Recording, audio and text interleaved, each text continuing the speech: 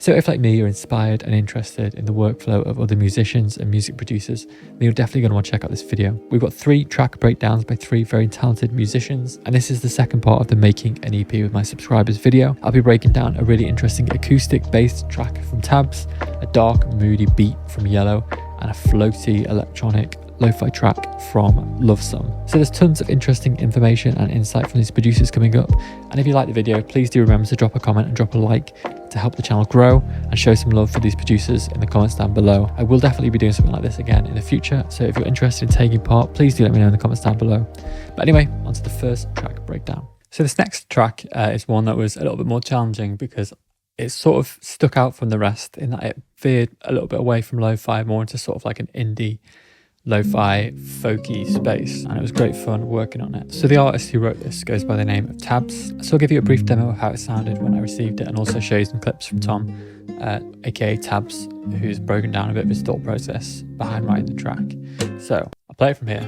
We've got this sort of intro which has a time signature when it drops into the main track, but we've got this nice like arpeggiated shaped guitar, lots of different layers of acoustic guitars. And he did provide some drums, but I've sort of lo-fied them a bit more.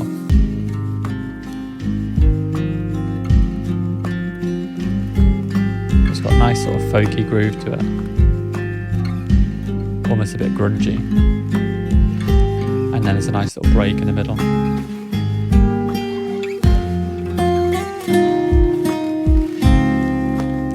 So the drums sounded cool, but they were probably a little bit too out of the lo-fi sound to mix. I'm ideally trying to keep all the tracks in a similar sort of realm so we can create an EP with everything in. So I might tweak them a bit and do some mixing. There's a couple of pops and clicks here and there, so I'm going to tweak them. But yeah, over to Tom to talk about his track.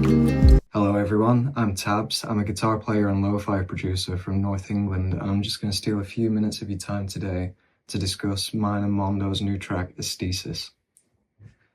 So the track started off live, as kind of a lot of my projects do, with just the acoustic guitar.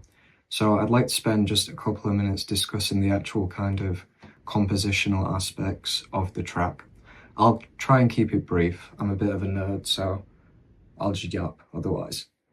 But essentially, the first thing to note is that the guitar's in a D flat major 7th tuning.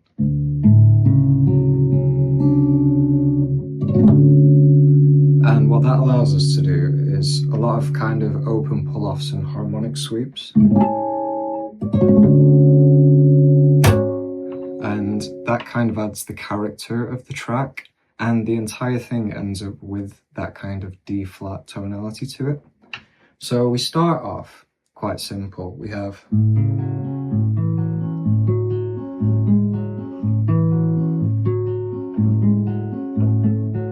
this kind of inner voice movement on the A string, D string, sorry.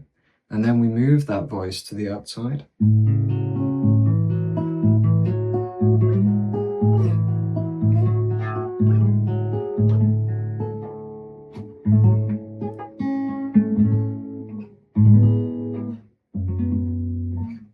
So the kind of next part of the track is this chord progression that eases us from one section to the next, and all it is this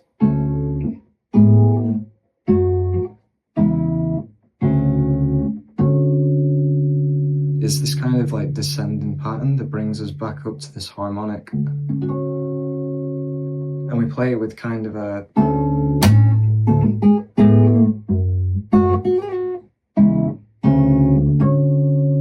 to it. So the main kind of, the part that I had the most fun with the composition was this ending part that I want to get to, where we base it around these harmonic sweeps with these little fills in between.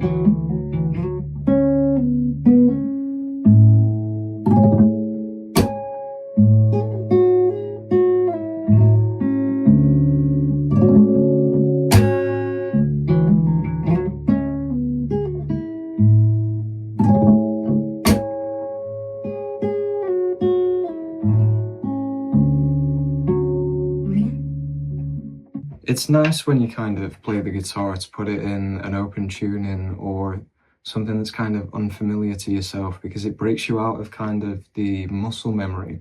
It makes you kind of use your ears a lot more instead of theory. So whereas if you're in a standard tuning, you might kind of have an idea of where your fingers want to go. When you go to an open tuning, you lose that kind of anchor point. And I find it can really inspire creativity within you. So my main focus with this was to mix the guitars, get rid of some of the pops and clicks, and try and make it flow more as a lo-fi standalone beat. So I've cut out a couple of sections, made the track a little bit shorter, and hopefully tried to transition some of the different sections together nicely, using some effects. In terms of stuff that I've actually added melodically, the piano comes in when the drums come in. And this is just the imaginary piano layered with lacquer. So I just wanted that sort of crunchy, soft texture just to complement the guitars.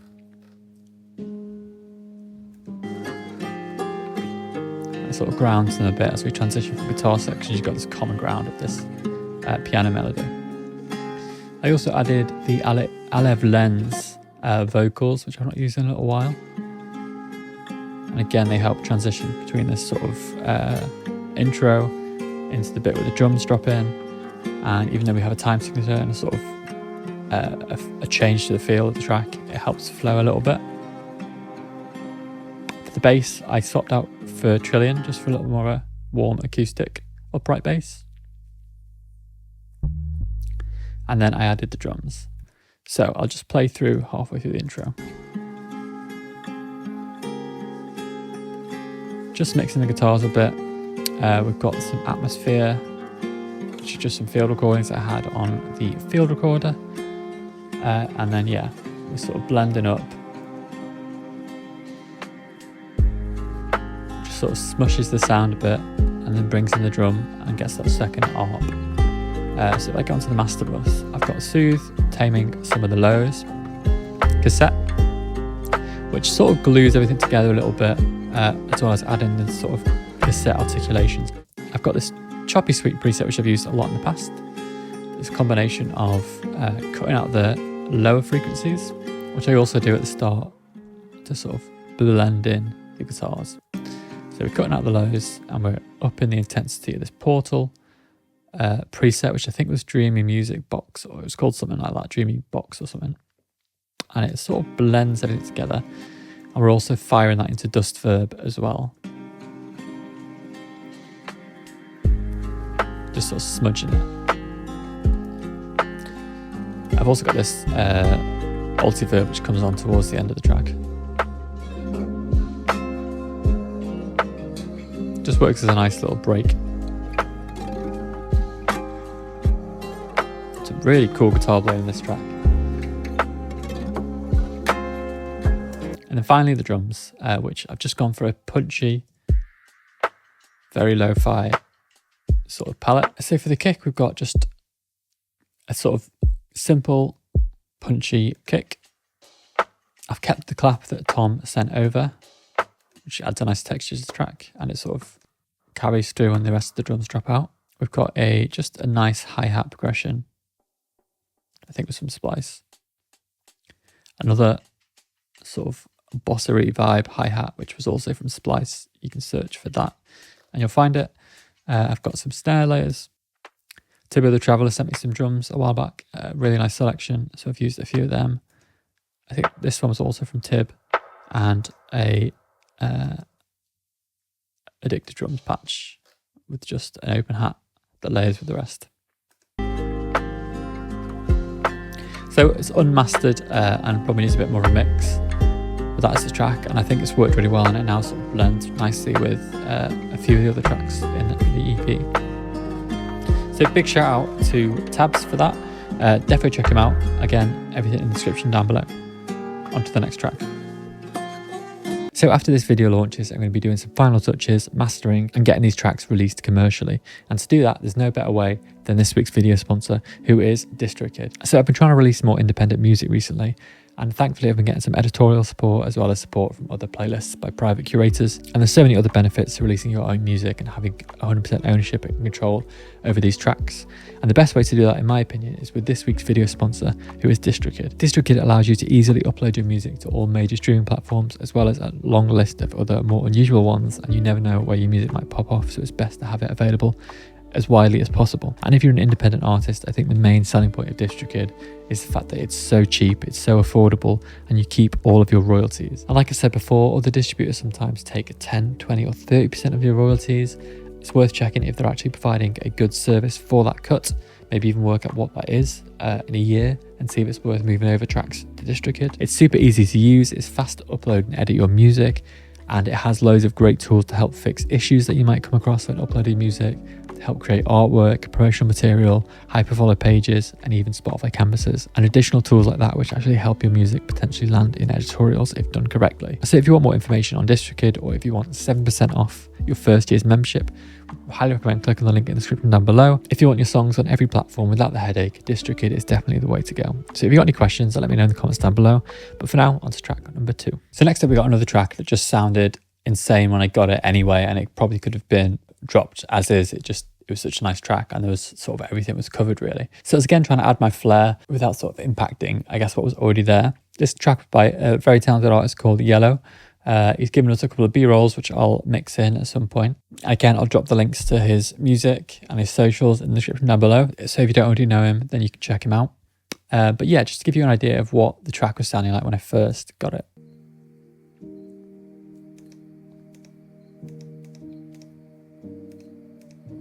So we've got a lush piano, plus some nice guitars, and it fades up nicely towards the sort of drums. Sort of dreamy, ethereal, ambient vibes, which is nice.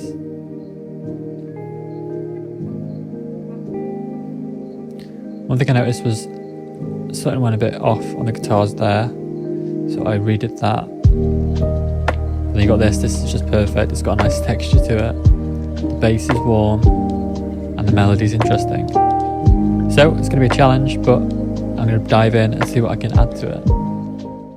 So when I started working on this, I was using a lot of arcade, and I thought I'd maybe try and make this a bit of an arcade / output focused video.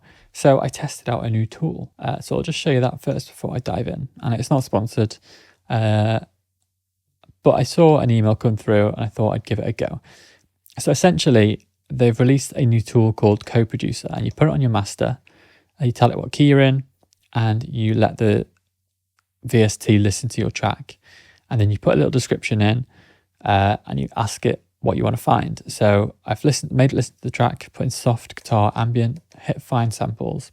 And I think all the samples come from arcade anyway, or maybe they've got more samples as well. I'm not too sure.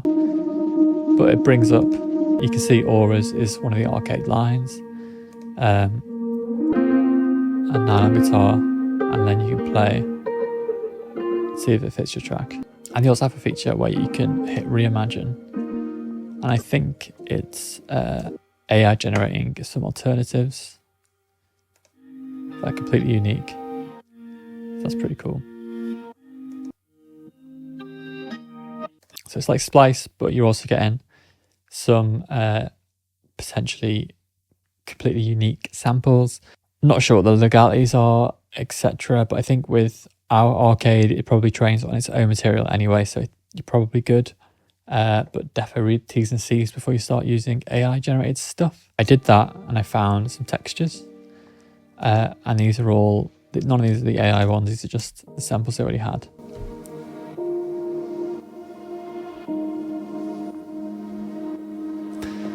Just adds a nice texture to the track, and they all sort of come in at the drop, so I'll talk about that more in a minute, but these are all generated from that tool. And as I said, the track sounded great, so I'm just trying to add some additional flair. You can hear the samples from arcade.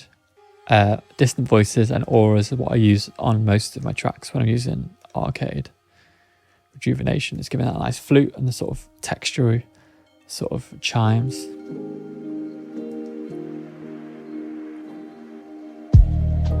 For the transition, we're just doing a send, where we're sending to a delay, really wide on the utility and dust verb.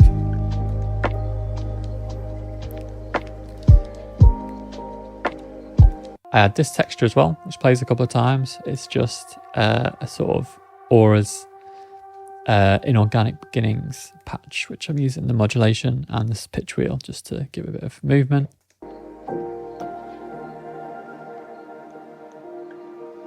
We have this big dropout section. To keep it interesting, I'm making it super ethereal, adding some guitars.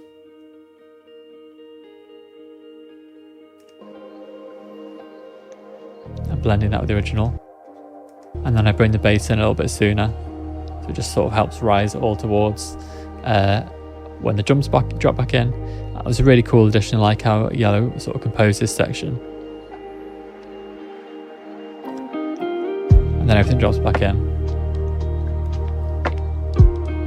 And you get all these textures as well. And most of them I'm just running through some filtering. And then I've got auto pan giving it a sort of choppy up and down feel. And a bit of fresh air to just sort of enhance the saturation on the highs. And again, the drums sounded great, honestly.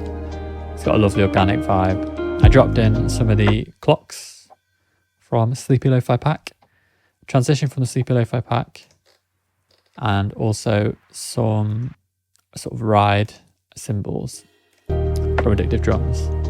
And that's going a little bit to the Just Verb Send.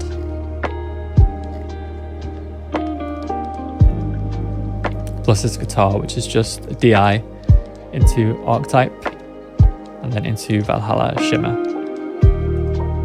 I like this sort of really exaggerated shimmer from Valhalla, and it's quite an ethereal track, so it worked quite well, in my opinion. So yeah, that's the Yhello track. Onto the next collab. This next track is by an insanely talented Spanish producer who goes by the name Lov Sum.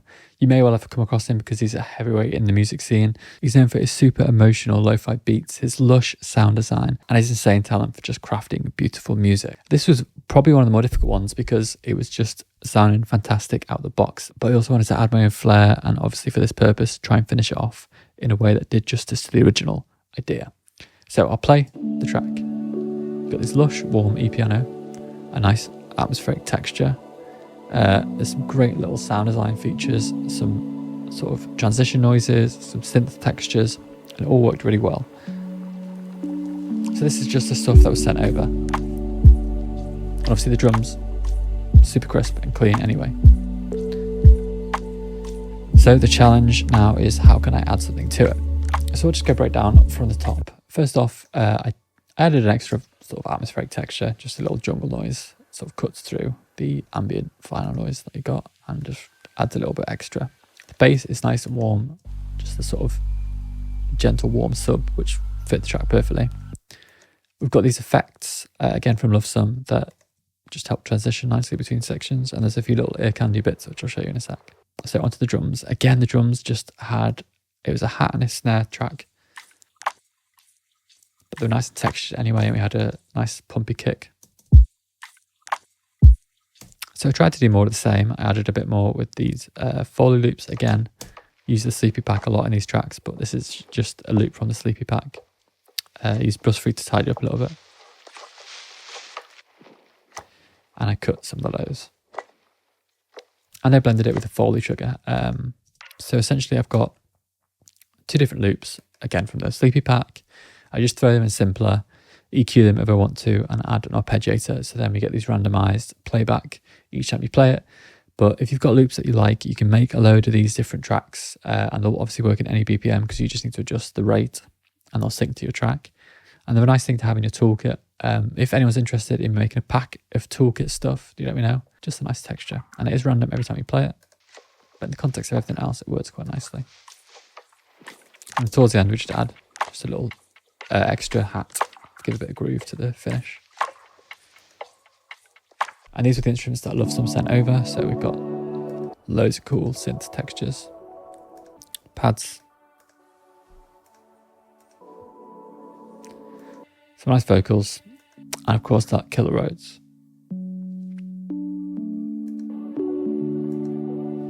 So I thought I'd try and find some organic stuff that could complement it nicely.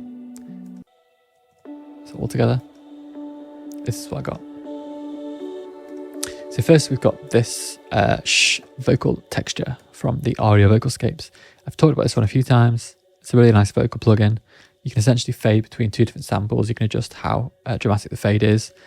You can have it perfectly balanced in the middle. You can have it all over to one, and you can add LFO so it moves between.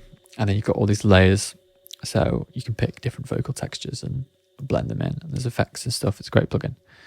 But this sound just, I thought, cut nicely through the track. So this one is from a plugin called The Shoe Factory. It's by Splitfire Audio. It's by Oliver Patrice Wedder. And it's essentially sax, a piano, lots of textures recorded in a sort of big Shoe Factory warehouse. So you get that big natural reverb. You get some distortion, some interesting textures. It's a really well-crafted plugin. But I'm just using it for the sax in this track. Running that through an amp sim, cutting some lows and using dust verb to sparkle it up a bit. And we've also got this texture from Stratus by, again, Spitfire, Alpha Arnold's, and I'm using this Matrix looped rhythms. So again, more synths, but these ones are a little bit sort of more distorted and they cut through the soft ones that Lov Sum sent. And then finally, we've got a couple more contact patches. I'm using the Senence voice and the Rondam Speep patch from Slate Nash Auras. Lots of nice organic sounds in these plugins.